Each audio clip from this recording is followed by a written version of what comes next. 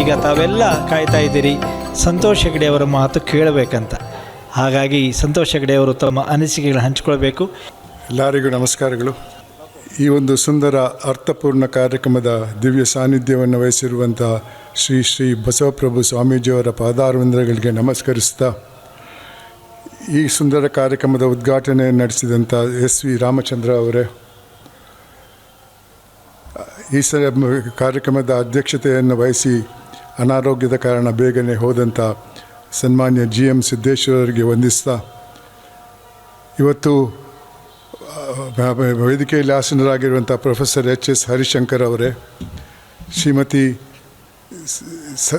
ಸತ್ಯಭಾಮ ಮಂಜುನಾಥ್ ಅವರೇ, ಶ್ರೀ ರಾಮಚಂದ್ರ ಕಲಾಲ್ ಅವರೇ, Shri Mahantesh V ಒಣಗರೊಟ್ಟಿಯವರೇ, Shri V ಹನುಮಂತಪ್ಪನವರೇ, ಸಭೆಯಲ್ಲಿರುವಂಥ ಎಲ್ಲ ಬಂಧುಗಳೇ, ಒಂದು ಸುಂದರ ಅರ್ಥಪೂರ್ಣ ಕಾರ್ಯಕ್ರಮ ಅಂತ ಹೇಳಿದೆ. ಯಾಕಂದರೆ ನನ್ನ ಅನುಭವದಲ್ಲಿ ಇವತ್ತಿನ ಸಮಾಜದಲ್ಲಿ ಒಳ್ಳೆಯ ವ್ಯಕ್ತಿಗಳಿಗೆ ಜಾಗ ಇಲ್ಲ ಅಂತ ನಾನು ತಿಳ್ಕೊಂಡವನು. ಆದರೆ ಇಂಥ ಕಾರ್ಯಕ್ರಮಗಳನ್ನು ಕಂಡಾಗ ಕೆಲವರು ಅಂತೂ ಇದ್ದಾರೆ, ಒಳ್ಳೆಯ ಕೆಲಸ ಮಾಡಿದಂಥ ವ್ಯಕ್ತಿಗಳನ್ನು ಗುರುತಿಸಿ ಅವರಿಗೆ ಸನ್ಮಾನ ಮಾಡ್ತಾ ಇರ್ತಾರೆ ಅನ್ನೋ ಅನುಭವ ಕೂಡ ನನಗೆ ಬಂದಿದೆ.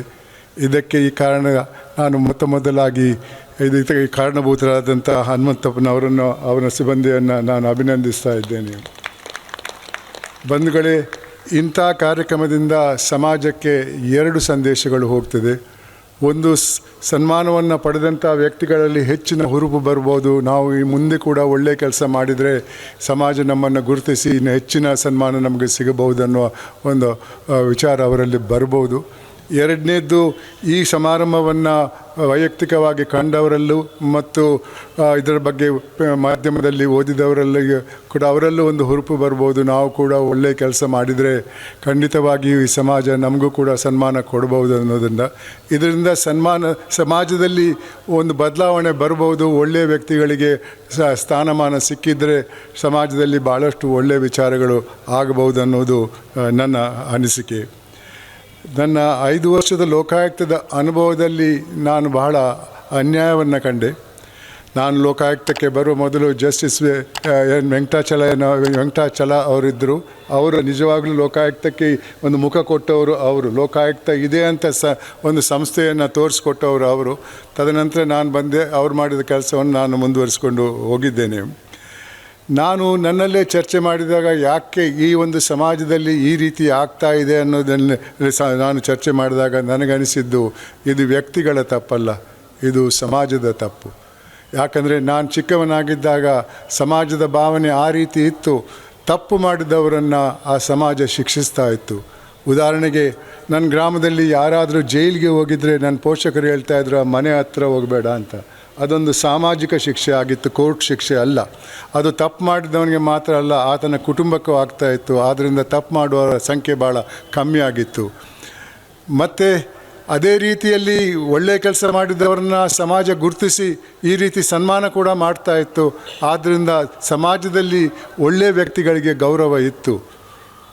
ಹೀಗೆ ಪ್ರಾಮಾಣಿಕರಿಗೆ ಇವತ್ತು ಯಾವ ಗೌರವ ಇಲ್ಲ. ಪ್ರಾಮಾಣಿಕರ ಬಗ್ಗೆ ಮಾತಾಡಿದರೆ ಬಿಡ್ರಿ, ಅವನು ಹುಚ್ಚ, ಅವನು ತಿನ್ನಲ್ಲ, ಇನ್ನೊಬ್ಬನಿಗೂ ತಿನ್ನೋಕ್ಕೆ ಬಿಡಲ್ಲ ಅನ್ನುವ ಮಾತು ಸರ್ವಸಾಧಾರಣವಾದದ್ದು. ಅಂಥ ಒಂದು ಸಮಾಜದಲ್ಲಿದ್ದೇವೆ. ಅದರಿಂದ ಏನಾಗಿದೆ ಅಂದರೆ, ಈ ಸಮಾಜದಲ್ಲಿ ಇರುವಂಥ ಒಂದು ರೋಗ, ದುರಾಸೆ ಅನ್ನುವ ರೋಗ, ಅದರ ಮಟ್ಟ ಎತ್ತರಕ್ಕೆ ಹೋಗಿದೆ. ಇವತ್ತು ಆ ದುರಾಸೆಯಿಂದ ಈ ದೇಶಕ್ಕೆ ಆಗುವಂಥ ಅನ್ಯಾಯದ ಬಗ್ಗೆ ಭಾಳ ಜನರಿಗೆ ಮಾಹಿತಿ ಇಲ್ಲ. ಈ ದುರಾಸೆಗೆ ಯಾವ ಮದ್ದು ಇಲ್ಲ. ಕ್ಯಾನ್ಸರ್ಗೆ ಮದ್ದಿದೆ, ಟ್ಯೂಬರ್ಕ್ಲೋಸಿಸ್ಗೆ ಮದ್ದಿದೆ, ಕೋವಿಡ್ಗೆ ಮದ್ದಿದೆ, ದುರಾಸೆಗೆ ಮದ್ದಿಲ್ಲ. ದುರಾಸೆಗೆ ಯಾವ ಕಾನೂನಿನ ಹೆದರಿಕೆ ಕೂಡ ಇಲ್ಲ. ಉದಾಹರಣೆಗೆ, ಟ್ರಾನ್ಸ್ಪರೆನ್ಸಿ ಇಂಟರ್ನ್ಯಾಷನಲ್ ಅನ್ನುವ ಒಂದು ಸಂಸ್ಥೆ, ಅಂತಾರಾಷ್ಟ್ರೀಯ ಸಂಸ್ಥೆ, ಅದು ಅಂತಾರಾಷ್ಟ್ರೀಯ ಮಟ್ಟದಲ್ಲಿರುವಂಥ ಎಲ್ಲ ರಾಷ್ಟ್ರಗಳ ಪ್ರಾಮಾಣಿಕತೆ ಅಸೆಸ್ಮೆಂಟ್ ಮಾಡ್ತಾರೆ. ಅದರಲ್ಲಿ 2016ರಲ್ಲಿ ಚೈನಾ ಭಾರತಕ್ಕಿಂತಲೂ ಜಾಸ್ತಿ ಭ್ರಷ್ಟ ಅನ್ನೋದನ್ನು ನಾವು ತಿಳ್ಕೊಂಡಿರ್ಬೋದು. ಚೈನಾದಲ್ಲಿ ಭ್ರಷ್ಟರಿಗೆ ಗಲ್ಲು ಶಿಕ್ಷೆ, ಭಾರತದಲ್ಲಿ ಬರೀ 7 ವರ್ಷ. ಆ 7 ವರ್ಷ ಕೂಡ ಆಗಬೇಕಾದ್ರೆ 50 ವರ್ಷ ಬೇಕು, ಕೊನೆಗೆ ತೀರ್ಪು ಬರಬೇಕಾದ್ರೆ. ಯಾರಿಗೆ ಹೆದರಿಕೆ ಇದೆ? ಆದ್ದರಿಂದ ಇವತ್ತು ಆ ಒಂದು ಭ್ರಷ್ಟಾಚಾರ ಅನ್ನೋದು ಏನು ತಪ್ಪಿಲ್ಲ. ಇವತ್ತು ಜೈಲಿಗೆ ಹೋಗಿ ಜಾಮೀನು ತಗೊಂಡು ಬರುವಂಥ ವ್ಯಕ್ತಿಗಳಿಗೆ ಹಾರ ಹಾಕೋಕ್ಕೆ ನಾವು ಜೈಲಿನ ಡೋರಿಗೆ ಹೋಗ್ತೇವಲ್ಲ. ಎಂಥ ಸಮಾಜದಲ್ಲಿದ್ದೇವೆ? ಪ್ರಾಮಾಣಿಕರನ್ನು ಕಂಡ್ರೆ ಒಂದು ವಿಚಾರ, ಭ್ರಷ್ಟರನ್ನು ಕಂಡ್ರೆ ಇನ್ನೊಂದು ವಿಚಾರ. ಯಾಕೆಂದರೆ ಇವಾಗಲೇ ಯಾರು ಹೇಳಿದಂಗೆ ಕುಲಾಲ್ ಅವರು ಹೇಳಿದ್ರಂತೆ, ಇವತ್ತಿನ ಸಮಾಜ ಅಂಥ ಸಮಾಜ ಬರೀ ಶ್ರೀಮಂತಿಗೆ ಮತ್ತು ಅಧಿಕಾರವನ್ನು ಪೂಜಿಸುವಂಥ ಸಮಾಜ. ಯಾಕಂದರೆ ಶ್ರೀಮಂತನಾದರೆ ಅಧಿಕಾರ ಖರೀದಿ ಮಾಡ್ಬೋದು. ನೀವು ಓದ್ತಾ ಇರ್ತೀರಲ್ಲ ಪೇಪರಲ್ಲಿ, ಒಂದು ಸರ್ಕಾರಿ ಹುದ್ದೆಗೆ ಹಣ ಕೊಟ್ಟರೆ ಕೆಲಸ ಸಿಗ್ತದೆ. ಇತ್ತೀಚೆಗೆ ಅಸಿಸ್ಟೆಂಟ್ ಸಬ್ ಇನ್ಸ್ಪೆಕ್ಟರ್ ಹುದ್ದೆಗೆ 45 ಲಕ್ಷ ತಗೊಳ್ತಾ ಇದ್ರಂತೆ, ಪೇಪರಲ್ಲಿ ಬಂದಿದೆ. ಅವರು ಅಧಿಕಾರಕ್ಕೆ ಬಂದರೆ ಮತ್ತೆ ಆ ಸಂಬಳಕ್ಕಿಂತ ಜಾಸ್ತಿ ಗಿಂಬಳ ಮಾಡ್ತಾರಲ್ಲ. ಅಂಥ ಒಂದು ಸಮಾಜದಲ್ಲಿದ್ದೇವೆ ನಾವು. ಹಣ ಇದ್ದರೆ ಹುದ್ದೆ ಬರ್ತದೆ, ಹುದ್ದೆ ಇದ್ದರೆ ಹಣ ಬರ್ತದೆ. ಇದಕ್ಕೆ ದಾರಿ ಏನು? ನನಗನಿಸುವ ವಿಚಾರ ಒಂದು, ಈ ದುರಾಸೆಗೆ ಮಟ್ಟ ಹಾಕಬೇಕಾದ್ರೆ ಒಂದೇ ದಾರಿ, ಅದು ತೃಪ್ತಿ ಅನ್ನೋ ಒಂದು ಗುಣ ನಮ್ಮ ಹಿರಿಯರು ಕಟ್ಟಿದ್ದು. ತೃಪ್ತಿ ಇದ್ದರೆ ದುರಾಸೆ ಬರಲ್ಲ. ದುರಾಸೆ ಇದ್ದು ತೃಪ್ತಿಯನ್ನು ಅಳವಡಿಸಿದರೆ ದುರಾಸೆಗೆ ತೃಪ್ತಿ ಮಟ್ಟ ಹಾಕ್ತದೆ. ಬೇರೆ ದಾರಿ ಇಲ್ಲ, ಯಾವ ದಾರಿಯೂ ಇಲ್ಲ. ನೋಡಿ, ಈ ಒಂದು ಸಮಾಜದಲ್ಲಿ ಯಾವ ಮಟ್ಟಕ್ಕೆ ಹೋಗಿದೆ ಈ ದುರಾಸೆ. 50ನೇ ದಶಕದಲ್ಲಿ ಒಂದು ಹಗರಣ, ಜೀಪ್ ಹಗರಣದಲ್ಲಿ 52 ಲಕ್ಷ ರೂಪಾಯಿ ಕೊಳ್ಳೆ ಹೊಡೆದ್ರು ಅಧಿಕಾರದಲ್ಲಿದ್ದವರು. ತದನಂತರದ ದಶಕದಲ್ಲಿ ಬೋಫರ್ಸ್ ಅನ್ನೋ ಒಂದು ಹಗರಣ ಬಂತು, ಅದರಲ್ಲಿ 64 ಕೋಟಿ ಕೊಳ್ಳೆ ಹೊಡೆದ್ರು. ಒಂದೊಂದು ದಶಕದಲ್ಲಿ ಸಾವಿರಾರು ಹಗರಣಗಳು ನಡೀತವೆ. ನಾನು ಒಂದೊಂದು ಹಗರಣದ ಬಗ್ಗೆ ಉದಾಹರಣೆ ಕೊಡ್ತಾ ಇದ್ದೇನೆ.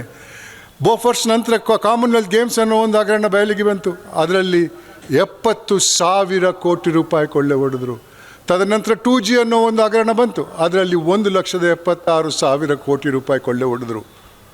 ತದನಂತರ ಕೋಲ್ಗೇಟ್ ಅನ್ನೋ ಹಗರಣ ಬಂತು, ಅದರಲ್ಲಿ 1,86,000 ಕೋಟಿ ರೂಪಾಯಿ ಒಂದು ಹಗರಣದಲ್ಲಿ.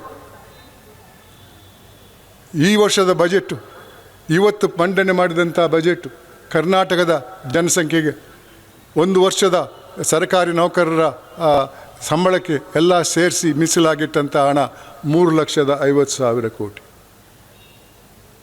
ಅದರಲ್ಲಿ 56,000 ಕೋಟಿ ರೂಪಾಯಿ ಸಾಲ ತಗೊಂಡು ಮಾಡ್ತಾಯಿದ್ದಾರೆ. ಈ ಹಗರಣವನ್ನು ನಿಲ್ಲಿಸಿದರೆ ಎಷ್ಟೊಂದು ಹಣ ಈ ರಾಜ್ಯದ ಬೊಕ್ಕಸಕ್ಕೆ ಬರ್ತಾಯಿತ್ತು, ಸ್ವಲ್ಪ ಯೋಚನೆ ಮಾಡಿ. ಒಂದು ಹಗರಣದಲ್ಲಿ 1,86,000 ಕೋಟಿ ರೂಪಾಯಿ ಕೊಳ್ಳೆ ಹೊಡೆದು ಆ ದಶಕದಲ್ಲಿ ಆದಂಥ ನೂರಾರು ಸಾವಿರಾರು ಹಗರಣದ ಹಣವನ್ನು ಲೆಕ್ಕ ಹಾಕಿ ಅದು 3,50,000ಕ್ಕಿಂತ ಜಾಸ್ತಿ ಆಗ್ತದೆ. ಆದರೆ ಇದರ ಬಗ್ಗೆ ಕಾಳಜಿ ಇಟ್ಟವರು ಯಾರು? ಆ ತೃಪ್ತಿಯನ್ನು ಗುಣವನ್ನು ಮಕ್ಕಳಲ್ಲಿ ಅಳವಡಿಸುವವರು ಯಾರು? ನಾನು ಚಿಕ್ಕವನಾಗಿದ್ದಾಗ ನನ್ನ ಪೋಷಕರು ಹೇಳ್ತಾ ಇದ್ದು ಮಾಡು, ಇದು ಮಾಡಬೇಡ ಅಂತ. ತಪ್ಪು ಮಾಡಿದರೆ ಏಟು ತಿಂದದ್ದು ನೆನಪಿದೆ. ಶಾಲೆಗೆ ಹೋದಾಗ ನೀತಿ ಪಾಠ ಅಂತ ಇತ್ತು. ಇವತ್ತು ಆ ನೀತಿ ಪಾಠ ಎಲ್ಲಿದೆ? ನೀತಿ ಯಾರಿಗೆ ಬೇಕು? ನೀತಿಯಿಂದ ಹಣ ಮಾಡೋಕ್ಕಾಗಲ್ಲ. ಇವತ್ತಿನ ವಿದ್ಯೆ ನನ್ನ ಕಾಲದ ವಿದ್ಯೆಗಿಂತ 10 ಪಟ್ಟು ಉತ್ತಮವಾದದ್ದು. ಆಟಮ್ ಬಾಂಬ್ ಹೆಂಗೆ ಮಾಡಬೇಕಂತ ಕಲಿಸ್ತಾರೆ, ಆದರೆ ಹೆಂಗೆ ಬಳಸಬೇಕಂತ ಕಲಿಸಲ್ಲ. ಅಂಥ ಸಮಾಜದಲ್ಲಿದ್ದೇವೆ ಬಂಧುಗಳೇ. ಸ್ವಲ್ಪ ಯೋಚನೆ ಮಾಡಿ. ಇದೇ ರೀತಿ ಈ ದುರಾಸೆ ಮತ್ತು ಜಾಸ್ತಿ ಆಗ್ತಾ ಹೋದರೆ ಈ ದೇಶದ ಆರ್ಥಿಕ ಪರಿಸ್ಥಿತಿ ಏನಾಗ್ಬೋದು? ಇವತ್ತು ಪಾಕಿಸ್ತಾನದಲ್ಲಿ 1 ಲೀಟರ್ ಹಾಲಿಗೆ 210 ರೂಪಾಯಿ, $1 ಅಮೆರಿಕನ್ ಡಾಲರ್ಗೆ 399 ರೂಪಾಯಿ. ಗೂಗಲಲ್ಲಿ ನೋಡಿ, ನಾನು ಹೇಳಿದ ಎಲ್ಲ ವಿಚಾರ ಆ ಗೂಗಲಲ್ಲಿದೆ. 1965ರಲ್ಲಿ ಅಂದಿನ ಪ್ರಧಾನಮಂತ್ರಿ ದಿವಂಗತ ರಾಜೀವ್ ಗಾಂಧಿ ಅವರು ಹೇಳಿದ ಮಾತು. ಅಂದು 65ನೇ ಇಸ್ವಿಯಲ್ಲಿ ಸರ್ಕಾರ ಅಭಿವೃದ್ಧಿಗೆ ಕೊಟ್ಟಂಥ 1 ರೂಪಾಯಲ್ಲಿ ಕೊನೆಯ ಹಂತಕ್ಕೆ ಹೋದದ್ದು 15 ಪೈಸೆ ಮಾತ್ರ. ಗೂಗಲ್ಗೆ ಹೋಗಿ ನೋಡಿ. ರಾಜೀವ್ ಗಾಂಧಿಯವರು 85ನೇ ಇಸ್ವಿಯಲ್ಲಿ ಏನು ಹೇಳಿದ್ರಂತ? 1 ರೂಪಾಯಲ್ಲಿ 15 ಪೈಸೆ. ದುರಾಸೆ ಕಮ್ಮಿ ಆಗಿಲ್ಲ. ಇವತ್ತು 100 ರೂಪಾಯಲ್ಲಿ 15 ಪೈಸೆ ಹೋಗ್ಬೋದೇ? ಸ್ವಲ್ಪ ಯೋಚನೆ ಮಾಡಿ. ಯಾವ ರೀತಿಯಲ್ಲಿ ದೇಶದ ಆರ್ಥಿಕ ಪರಿಸ್ಥಿತಿ ಇರ್ಬೋದು? ನನ್ನ ತಂದೆಯವರು ಸುಪ್ರೀಂ ಕೋರ್ಟ್ ನ್ಯಾಯಾಧೀಶರಾಗಿದ್ದರು. 73ನೇ ಇಸ್ವಿಯಲ್ಲಿ ರಾಜೀನಾಮೆ ಕೊಟ್ಟರು. ಆವಾಗ ಅವರ ಸಂಬಳ 4,000. 1 ರೂಪಾಯಿಯ ಬೆಲೆ ಎಷ್ಟಂತ ಯೋಚನೆ ಮಾಡಿ. ಇವತ್ತು ಸುಮಾರು 3 ಲಕ್ಷ ಸಂಬಳ ಇದೆ. ಯಾಕೆ? ಹಣದ ಉಬ್ಬರದಿಂದ. ಹಣದ ಉಬ್ಬರ ಯಾಕೆ? ನಮ್ಮ ದುರಾಸೆಯಿಂದ. ಬಂಧುಗಳೇ, ಮುಂದೆ ನಿಮ್ಮ ಮಕ್ಕಳ, ನಿಮ್ಮ ಮೊಮ್ಮಕ್ಕಳ ಭವಿಷ್ಯ ಏನಾಗ್ಬೋದು? ಸ್ವಲ್ಪ ಯೋಚನೆ ಮಾಡಿ. ಇದಕ್ಕೆ ನಾವು ಎಲ್ಲರೂ ಸಹಕರಿಸಿ ಇದನ್ನು ವಿರೋಧಿಸದೇ ಇದ್ದರೆ, ಆ ಸಮಾಜದ ಭಾವನೆಯನ್ನು ಬದಲಾಯಿಸದೇ ಇದ್ದರೆ ಮುಂದೆ ಅವರ ಜೀವನ ಭಾಳ ಕಷ್ಟಕರವಾದದ್ದು ಅಂತ ನಾನು ತಿಳ್ಕೊಂಡಿದ್ದೇನೆ ಬಂಧುಗಳೇ. ಅದಕ್ಕಾಗಿ ನಿಮ್ಮಲ್ಲಿ ನಿಮ್ಮ ಮಕ್ಕಳಲ್ಲಿ ತೃಪ್ತಿ ಅನ್ನುವ ಗುಣ ಇಟ್ಕೊಳ್ಳಿ. ತೃಪ್ತಿ ಅಂದರೆ ಒಂದು ಹಂತಕ್ಕೆ ಡಿಗ್ರಿ ಸಿಕ್ತು, ಕೆಲಸ ಸಿಕ್ತು, ಇನ್ನೇನು ಬೇಡ ನಾನು ಸನ್ಯಾಸಿ ಆಗ್ತೇನೆ ಅಂತಲ್ಲ. ಎಲ್ಲರಲ್ಲೂ ಆಕಾಂಕ್ಷೆ ಅನ್ನುವ ಗುಣ ಇರಬೇಕು.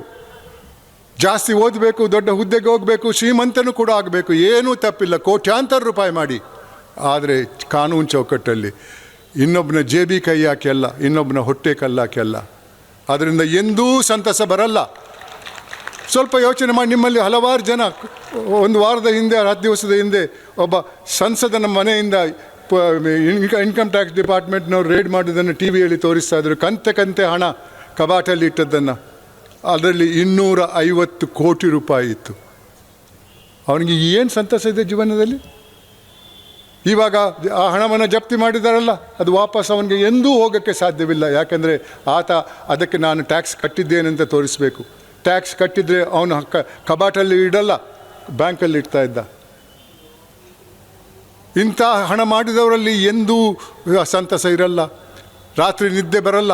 ಯಾವಾಗ ಇನ್ಕಮ್ ಟ್ಯಾಕ್ಸ್ನವ್ರು ಬರ್ತಾರೋ, ಯಾವಾಗ ಎನ್ಫೋರ್ಸ್ಮೆಂಟ್ ಡಿಪಾರ್ಟ್ಮೆಂಟ್ನವ್ರು ಬರ್ತಾರೋ, ಯಾವಾಗ ದರೋಡೆಕೋರರು ಬರ್ತಾರೋ, ಇಷ್ಟೊಂದು ಹಣ ಮನೆಯಲ್ಲಿದ್ದಾಗ ಮುಂದೆ ಮಕ್ಕಳು ಏನಾಗ್ಬೋದು ಈ ಯೋಚನೆ ಕೂಡ ಅವರಲ್ಲಿರ್ತದೆ. ನಿದ್ದೆ ಬರಲ್ಲ, ನಿದ್ದೆಗೆ ಮದ್ದು ತಗೊಳ್ಬೇಕಾಗ್ತದೆ. ಇದ್ದದ್ರಲ್ಲೇ ಸಂತಸ ಪಡುವಂಥ ಒಂದು ವೃತ್ತಿಯನ್ನು ನಾವು ಅಳವಡಿಸಿದರೆ ಖಂಡಿತವಾಗಿ ನಮ್ಮ ಜೀವನ ಸಂತಸವಾಗಿರ್ತದೆ ಅನ್ನೋದು ನನ್ನ ವಿಚಾರ. ನಾನು ಇದನ್ನು ವೈಯಕ್ತಿಕ ಅನುಭವದಿಂದ ಹೇಳ್ತಾ ಇದ್ದೇನೆ. ನನ್ನಲ್ಲಿ ಒಂದಿಷ್ಟು ನ್ಯೂನ್ಯತೆ ಇರ್ತಾ ಇದ್ದರೆ, ನಾನಿವಾಗ ನಿವೃತ್ತನಾಗಿ ಸುಮಾರು 15-16 ವರ್ಷ ಆಯಿತು. 3 ಮುಖ್ಯಮಂತ್ರಿಗಳ ವಿರುದ್ಧ ವರದಿ ಕೊಟ್ಟಿದ್ದೇನೆ, 8 ಮಂತ್ರಿಗಳ ವಿರುದ್ಧ ವರದಿ ಕೊಟ್ಟಿದ್ದೇನೆ, 150 ಅಧಿಕಾರಿಗಳ ವಿರುದ್ಧ ವರದಿ ಕೊಟ್ಟಿದ್ದೇನೆ.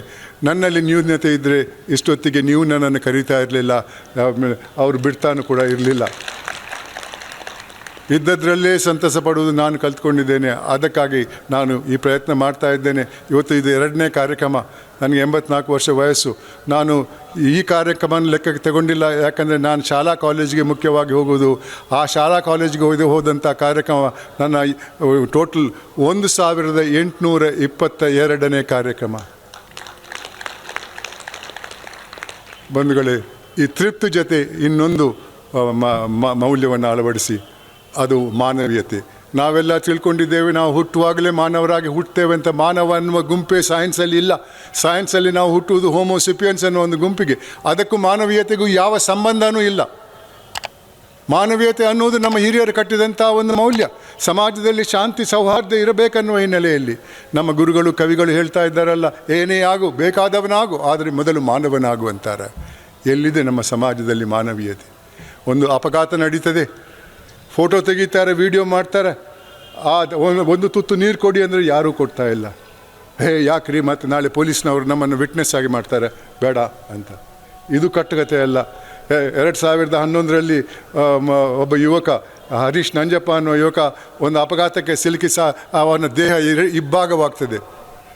ಅಲ್ಲಿ ಹಲವಾರು ಜನ ಫೋಟೋ ತೆಗಿತಾ ಇದ್ರು, ವಿಡಿಯೋ ಮಾಡ್ತಾಯಿದ್ರು. ಅವ್ರನ್ನ ಕೇಳಿದ, ಒಂದು ತುತ್ತು ನೀರು ಕೊಡಿ, ಜೀವಂತವಾಗಿದ್ದ, ಒಂದು ತುತ್ತು ನೀರು ಕೊಡಿ ಅಂತ ಕೇಳಿದ. ಯಾರೂ ಕೊಟ್ಟಿಲ್ಲ. ಆ್ಯಂಬುಲೆನ್ಸ್ ಬರ್ತದೆ, ಆ್ಯಂಬುಲೆನ್ಸ್ನ ಸಿಬ್ಬಂದಿ ದೇಹದ 2 ಭಾಗವನ್ನು ಎತ್ತಿಬಿಟ್ಟು ಆ್ಯಂಬುಲೆನ್ಸಲ್ಲಿ ಹಾಕ್ತಾರೆ. ಮತ್ತು ಜೀವಂತವಾಗಿದ್ದ ಆ ಸಿಬ್ಬಂದಿಗೆ ಹೇಳ್ತಾರೆ, ದಯವಿಟ್ಟು ವೈದ್ಯರಿಗೆ ಹೇಳಿ ನನ್ನ ಕಣ್ಣನ್ನು ದಾನ ಮಾಡಿ ಅಂತ. ಏನು ವಿಪರ್ಯಾಸ ನೋಡಿ, ಎಂಥ ಮಾನವರು ನಾವು. ಇದು ಕಟ್ಟುಕತೆ ಅಲ್ಲ. ZTV ಅವರು ಆತನ ತಾಯಿಗೆ ಒಂದು ಮರಣೋತ್ತರ ಪ್ರಶಸ್ತಿಯನ್ನು ಕೊಡ್ತಾರೆ. ಅದಕ್ಕೆ ಪ್ರಶಸ್ತಿ ಪ್ರದಾನ ಮಾಡೋಕ್ಕೆ ನನ್ನನ್ನು ಕರೆದಿದ್ದರು. ಎಂಥ ಸಮಾಜದಲ್ಲಿ ಇದ್ದೇವೆ ಬಂಧುಗಳೇ. 2 ಮೌಲ್ಯಗಳನ್ನು ಅಳವಡಿಸಿ, ನಮ್ಮ ಹಿರಿಯರು ಹೇಳಿದಂಥ ಮೌಲ್ಯಗಳಕ್ಕೆ ಪೂರಕವಾಗಿ ನಾನು ಒಂದು ಸಂದೇಶವನ್ನು ಮಕ್ಕಳಿಗೆ, ಯುವಕರಿಗೆ ಕೊಡ್ತಾ ಇರ್ತೇನೆ. ಹುಟ್ಟುವಾಗ ಮಾನವನಾಗಿ ಹುಟ್ಟದೇ ಇದ್ದರೂ ಜೀವನ ಪಥದಲ್ಲಿ ಮಾನವೀಯತೆಯನ್ನು ಅಳವಡಿಸಿಕೊಂಡು ಸಾಯುವಾಗ ಮಾನವನಾಗಿ ಸತ್ತರೆ ಅದಕ್ಕೆ ಮೇಲ್ಪಟ್ಟಂಥ ಗೌರವ ಯಾವುದೂ ಇಲ್ಲ ಬಂಧುಗಳೇ. ಈ ಸಮಾಜವನ್ನು ಸರಿಪಡಿಸೋಕ್ಕೆ ಬೇರೆ ದಾರಿ ಇಲ್ಲ, ಈ 2 ಮೌಲ್ಯಗಳು ಮಾತ್ರ. ಇದೇ ರೀತಿ ಮುಂದುವರೆದರೆ, ಹಣದ ಉಬ್ಬರ ಮುಂದಕ್ಕೆ ಹೋದರೆ, ನಾವು ಯುರೋಪಿನ ಚರಿತ್ರೆಯನ್ನು ಸ್ವಲ್ಪ ಅಧ್ಯಯನ ಮಾಡಬೇಕು. ಯಾಕಂದರೆ ಅಲ್ಲಿ ಏನಾಗಿದೆ ಅಂತ. ಅಲ್ಲಿ ಒಂದು ಖಂಡದಲ್ಲಿದ್ದಂಥ ದೇಶಗಳು, ಒಂದು ದೇಶ ಇವಾಗ 25 ದೇಶ ಆಗಿದೆ. ನಮ್ಮಲ್ಲಿ ಕೂಡ ಆಗುವ ಸಂದರ್ಭ ಇದೆ. ಇದೇ ರೀತಿ ಆರ್ಥಿಕ ಬದಲಾವಣೆಗಳು ಇದ್ದವರಲ್ಲೇ ಸಂಪತ್ತು, ಇಲ್ಲದವರಲ್ಲಿ ಏನೂ ಇಲ್ಲದೆ ಹೋದರೆ ಖಂಡಿತವಾಗಿ ಇಲ್ಲೂ ಒಂದು ದಿವಸ ಕ್ರಾಂತಿ ಆಗ್ತದೆ. ಕ್ರಾಂತಿ ಆದರೆ ಈ ದೇಶ 25 ದೇಶ ಆಗ್ತದೆ. ಭಾಷೆ, ಧರ್ಮ ಇದರ ಹಿನ್ನೆಲೆಯಲ್ಲಿ ಒಗ್ಗಟ್ಟಿನಲ್ಲಿ ಶಕ್ತಿ ಇದೆ. ದಯವಿಟ್ಟು ಅಂಥ ಒಂದು ಮಟ್ಟಕ್ಕೆ ಹೋಗುವ ಸಂದರ್ಭವನ್ನು ಕೊಡಬೇಡಿ. ಈ 2 ಮೌಲ್ಯಗಳನ್ನು ನೀವು ಅಳವಡಿಸಿ, ನಿಮ್ಮ ಮಕ್ಕಳಲ್ಲಿ ಅಳವಡಿಸಿ.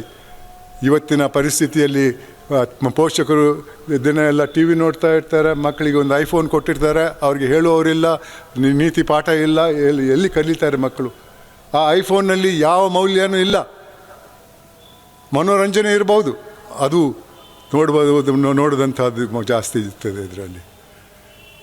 ಬಂಧುಗಳೇ, ಈ ಹಿನ್ನೆಲೆಯಲ್ಲಿ ನಾನು ನಿಮ್ಮಲ್ಲಿ ಕಳಕಳಿಯಿಂದ ಕೇಳಿಕೊಳ್ಳುವ ಒಂದು ದಯವಿಟ್ಟು 2 ಮೌಲ್ಯಗಳನ್ನು ಇಟ್ಕೊಳ್ಳಿ. ಇದನ್ನು ಯಾವ ಶಾಪಿಂದಲೂ ಖರೀದಿ ಮಾಡಬೇಕಾಗಿಲ್ಲ. ಆ 2 ಮೌಲ್ಯಗಳು ಇದ್ದರೆ ಈ ಸಮಾಜದ ಭಾವನೆಯಲ್ಲಿ ಬದಲಾವಣೆ ಬರ್ತದೆ. ಖಂಡಿತವಾಗಿಯೂ ಹಿಂದೆ ಒಂದು 50 ವರ್ಷದ ಹಿಂದೆ ಇದ್ದಂಥ ಒಂದು ಸಮಾಜಕ್ಕೆ ನಾವು ಹೋಗ್ತೇವೆ. ಏನೋ ಒಂದು ಮುಂದಕ್ಕೆ ನಿಮ್ಮಲ್ಲಿ ರಾಜಕೀಯಕ್ಕೆ ಬರಬೇಕಂತ ಯಾರಾದರೂ ಇಚ್ಛೆ ಇದ್ದರೆ ದಯವಿಟ್ಟು ಜನತಾ ಸೇವೆಯ ಒಂದು ಭಾವನೆ ಇಟ್ಕೊಂಡು ಬರಬೇಕು ಹೊರತು ನಿಮ್ಮ ವೈಯಕ್ತಿಕ ಲಾಭಕ್ಕೆ ಬರಬೇಡಿ. ಈ ದೇಶದ ಭವಿಷ್ಯಕ್ಕಾಗಿ ಬನ್ನಿ ರಾಜಕೀಯಕ್ಕೆ. ಪ್ರಜಾಪ್ರಭುತ್ವದಲ್ಲಿ ರಾಜಕೀಯ ಇದ್ದೇ ಇರಬೇಕು. ಆದರೆ ಸೇವೆ ಮಾಡುವಂಥ ಇಚ್ಛೆ ಇದ್ದವರು ಮಾತ್ರ ಬರಬೇಕು ಹೊರತು ಬರೀ ಹಣ ಮಾಡೋಕ್ಕೆ ಬರುವವರು ಅವ್ರಿಗೆ ಬರೋಕ್ಕೆ ಬಿಡಬೇಡಿ ಅಂತ ಕೇಳ್ತಾನೆ ನನ್ನ ಮಾತಿಗೆ ವಿರಾಮ ಕೊಡ್ತಾ ಇದ್ದೇನೆ. ಧನ್ಯವಾದಗಳು. ಮಾನವೀಯ ಮೌಲ್ಯದ ಜೀವನದ ನಡೆ ನುಡಿ ಬಗ್ಗೆ ತುಂಬ ಅದ್ಭುತವಾಗಿ ತಮ್ಮ ಅನಿಸಿಕೆಗಳನ್ನು ಹಂಚಿಕೊಂಡರು ಸಂತೋಷ್ ಹೆಗ್ಡೆಯವರು.